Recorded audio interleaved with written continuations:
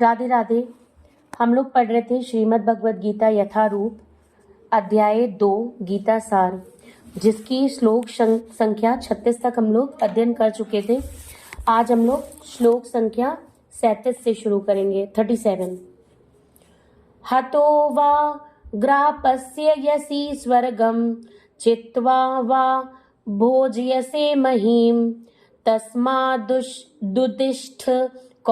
कौन्तेय युद्धाय कृत निश्चयः। हे कुंती पुत्र, तुम यदि युद्ध में सारे मारे जाओगे तो स्वर्ग प्राप्त करोगे, या यदि तुम जीत जाओगे तो पृथ्वी के साम्राज्य का भोग करोगे। अतः दृढ़ संकल्प करके खड़े हो और युद्ध करो।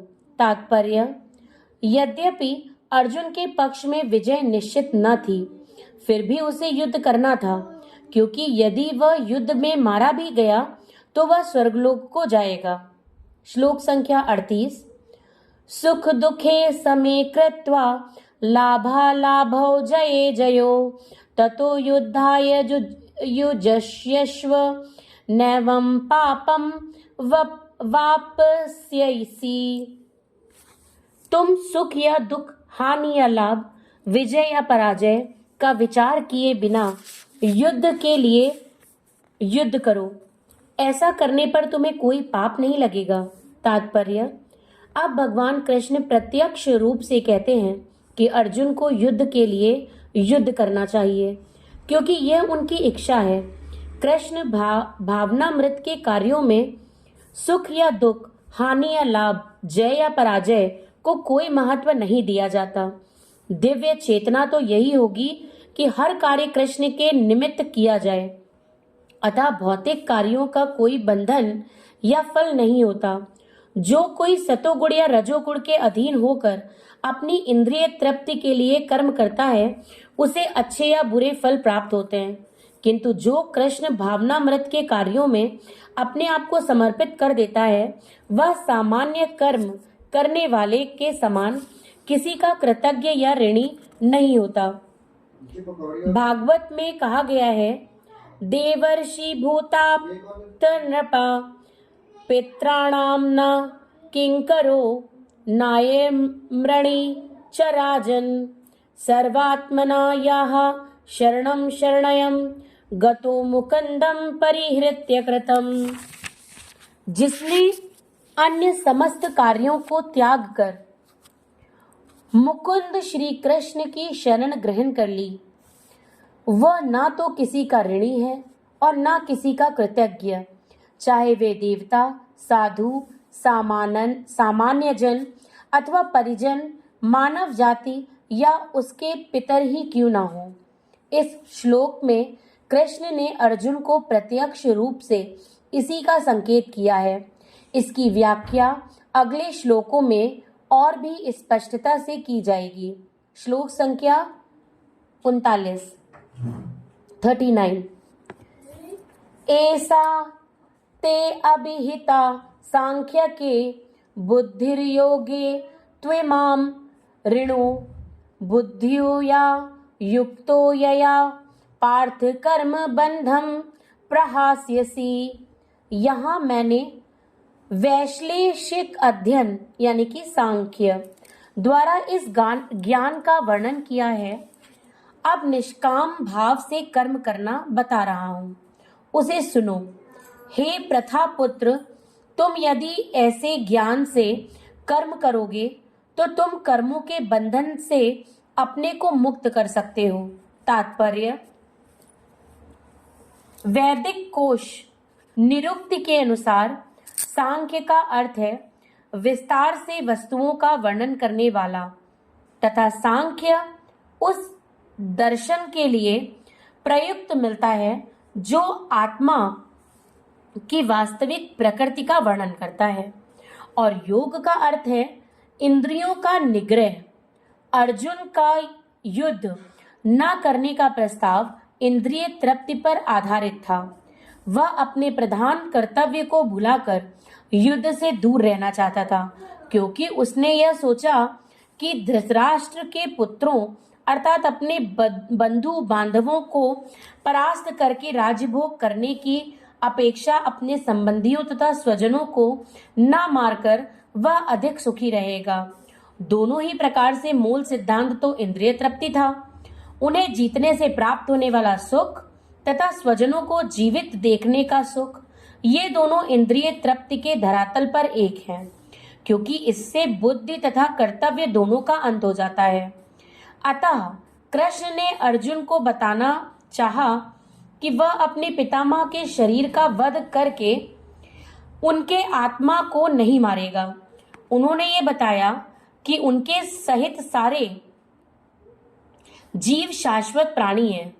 वे भूतकाल में प्राणी थे, वर्तमान में भी प्राणी रूप में हैं और भविष्य में भी प्राणी बने रहेंगे, क्योंकि हम सब शाश्वत आत्मा हैं। हम विभिन्न प्रकार से केवल अपना शारीरिक परिधान यानी कि वस्त्र बदलते रहते हैं और इस भौतिक वस्त्र के बंधन से मुक्ति के बाद भी हमारी पृथक सत्ता बनी रहती है। भगवान कृष्ण द्वारा आत्मा तथा शरीर का अत्यंत विशद वैश्लेषिक अध्ययन प्रस्तुत किया गया है और निरुक्ति कोश की शब्दावली में इस विशद अध्ययन को यहाँ सांख्य कहा गया है। इस सांख्य का नास्तिक कपिल के सांख्य दर्शन से कोई सरोकार नहीं है। इस नास्तिक कपिल के सांख्य दर्शन से बहुत पहले भगवान कृष्ण के अवतार भगवान कपिल ने अपनी माता देवहूति के समक्ष श्रीमद् भागवत में वास्तविक सांख्य दर्शन पर प्रवचन किया था।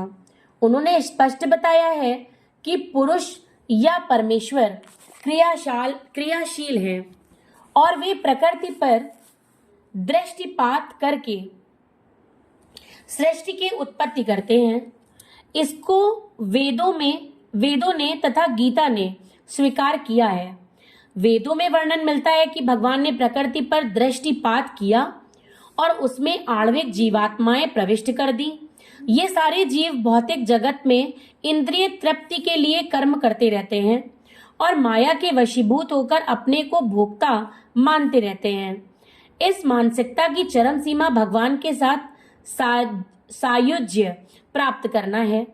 यह माया अथवा इंद्रिय तृप्ति जन्य मोह का अंतिम पाश है और अनेकानेक जन्मों तक इस तरह इंद्रिय तृप्ति करते हुए कोई महात्मा भगवान कृष्ण यानी वासुदेव की शरण में जाता है, जिससे परम सत्य की खोज पूरी है।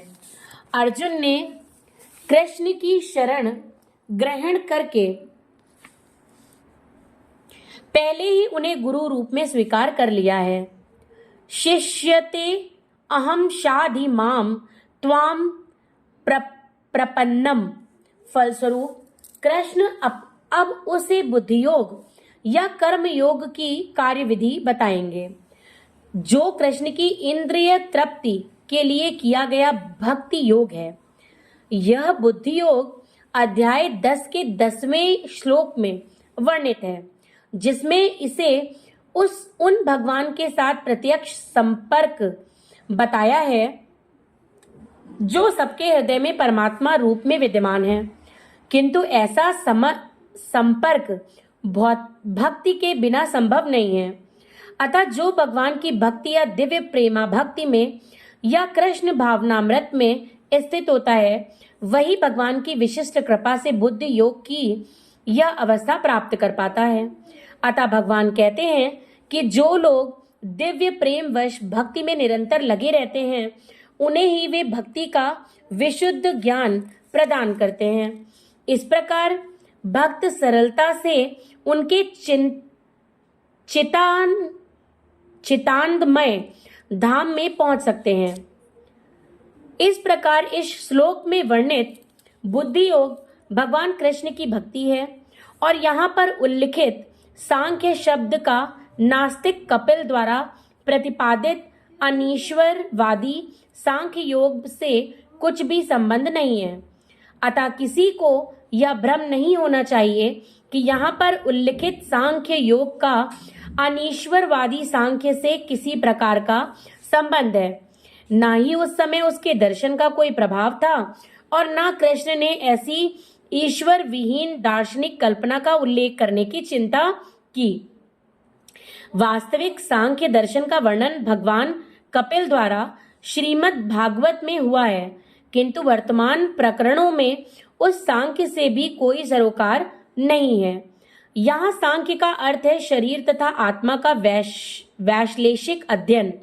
भगवान कृष्ण ने आत्मा का वैश्लेषिक वर्णन अर्जुन को बुद्धि योग या कर्म योग तक लाने के लिए किया। अतः भगवान कृष्ण का सांख्य तथा भागवत में भगवान कपिल द्वारा वर्णित सांख्य एक ही है। ये दोनों भक्ति योग हैं। अतः भगवान कृष्ण ने कहा है कि केवल अल्पज्ञ ही सांख्य योग तथा भक्ति योग में भेदभाव मानते हैं। सांख्य योगो पृथक बालाः प्रवदन्ति न पंडिताः। निसंदेह अनीश्वरवादी सांख्य योग का भक्ति योग से कोई संबंध नहीं है। फिर भी बुद्धि योग व्यक्तियों का दावा है कि भगवत गीता में अनीश्वरवादी सांख्य का ही वर्णन हुआ है। अतः मनुष्य को यह जान लेना चाहिए कि बुद्धि योग का अर्थ कृष्ण भावनामृत में पूर्ण आनंद तथा भक्ति के ज्ञान में कर्म करना है। जो व्यक्ति भगवान की तुष्टि के लिए कर्म करता है, चाहे वो कर्म कितना भी कठिन क्यों ना हो, वह बुद्धि योग के सिद्धांत के अनुसार कार्य करता है और दिव्य आनंद का अनुभव करता है। ऐसी दिव्य व्यवस्था के कारण उसे भगवत कृपा से स्वतः संपूर्ण दिव्य ज्ञान प्राप्त हो जाता है और ज्ञान प्राप्त करने के लिए अतिरिक्त श्रम किए बिना ही उसकी पूर्ण मुक्ति हो जाती है। कृष्ण भावना भावित कर्म तथा फल प्राप्ति की इच्छा से किए गए कर्म में विशेषताएं पारिवारिक या भौतिक सुख प्राप्त करने की इंद्रिय तृप्ति के लिए किए गए कर्म में प्रचुर अंतर होता है। अतः बुद्धि योग हमारे द्वारा संपन्न कार्य का दिव्य गुण है। श्लोक संख्या 40 नेहाभिक्रम नाशो अस्ति प्रत्यवायो न विद्यते स्वल्पमप्यस्य धर्मस्य त्रायते महतो भयात्। इस प्रयास में ना तो हानि होती है ना ही ह्रास, अपितु इस पथ पर की गई अल्प प्रगति भी महान भय से रक्षा कर सकती है। तात्पर्य, कर्म का सर्वोच्च दिव्य गुण है कृष्ण भावनामृत में कर्म या इंद्रिय तृप्ति की आशा न करके कृष्ण के हित में कर्म करना। ऐसे कर्म का लघु आरंभ होने पर भी कोई बाधा नहीं आती, ना कभी इस आरंभ का विनाश होता है। भौतिक स्तर पर प्रारंभ किए जाने वाले किसी भी कार्य को पूरा करना होता है, अन्यथा सारा प्रयास निष्फल हो जाता है। किंतु कृष्ण भावनामृत में प्रारंभ किए जाने वाला कोई भी कार्य अधूरा रहकर भी स्थायी प्रभाव डालता है। अतः ऐसे कर्म करने वाले को कोई हानि नहीं होती, चाहे यह कर्म अधूरा ही क्यों न रह जाए। यदि कृष्ण भावनामृत का 1% भी कार्य पूरा हुआ हो तो उसका स्थायी फल होता है। अतः अगली बार 2% से शुभारंभ होगा। किंतु भौतिक कर्म में जब तक 100% सफलता प्राप्त न हो तब तक कोई लाभ नहीं होता।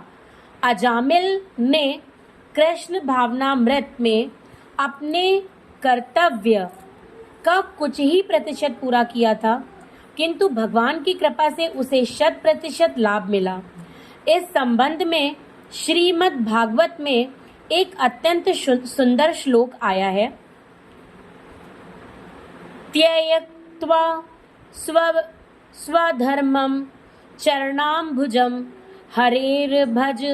भजन पको अथ पतेत् ततो यति यत्र क्व वा भद्रं भूदमुष्य किं को वार्थ आप्तो अभजताम स्वधर्मतः। यदि कोई अपना धर्म छोड़कर कृष्ण भावनामृत में काम करता है और फिर काम पूरा न होने के कारण नीचे गिर जाता है तो इसमें उसका कोई हानि नहीं, यदि कोई अपने भौतिक कार्यों को पूरा करता है तो इससे उसको लाभ क्या होगा? अथवा जैसा कि ईसाई कहते हैं, यदि कोई अपनी शाश्वत आत्मा को खोकर संपूर्ण जगत को पाले तो मनुष्य को इससे क्या लाभ होगा? भौतिक कार्य तथा उनके फल शरीर के साथ ही समाप्त हो जाते हैं, किंतु कृष्ण भावनामृत में किया गया कार्य मनुष्य को इस शरीर के विनष्ट होने पर भी पुनः कृष्ण भावनामृत तक ले जाता है। कम से कम इतना तो निश्चित है कि अगले जन्म में उसे सुसंस्कृत ब्राह्मण परिवार में या धनी मानी कुल में मनुष्य का शरीर प्राप्त हो सकेगा, जिससे उसे भविष्य में ऊपर उठने का अवसर प्राप्त हो सकेगा। कृष्ण भावनामृत में संपन्न कार्य का यही अनुपम गुण है। आज यहीं पे विराम देंगे। श्लोक संख्या 41 कल पढ़ेंगे। राधे राधे।